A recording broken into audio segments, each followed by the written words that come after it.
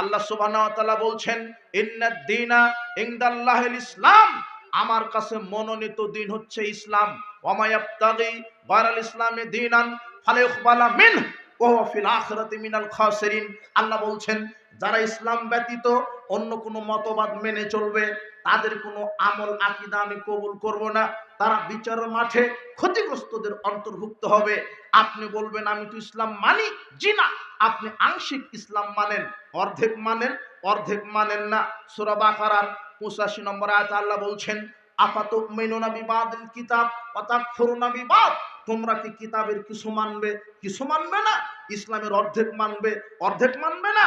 তোমরা কি শুধু মসজিদ মাদ্রাসা ইসলামকে মানবে, অর্থনীতি, সমাজনীতি, শিক্ষানীতি, পারিবারিক নীতি, রাজনীতিতে মানবে না? ফামা জাযাউ ওয়া মা ইয়াফআলু যালিকা মিনকুম, ফামা জাযাউ মা ইয়াফআলু যালিকা মিনকুম ইল্লা খিজুন ফিল হায়াতিদ দুনিয়া ওয়া ইয়াউমাল কিয়ামাতি ইউরাদ্দুনা ইলা আশাদ্দিল আযাব। আল্লাহ বলছেন, যারা ইসলামকে শুধু মসজিদ মাদ্রাসায় মানে, অর্থনীতি, সমাজনীতি, রাজনীতিতে মানবে না, এরা হলো জালেম, এরা হলো ফাসিক, এরা হলো মুশরিক। এদেরকে দুনিয়াতেও আমি ধরবো, বিচার মাঠে কঠিন শাস্তিতে আমি নিক্ষেপ করব।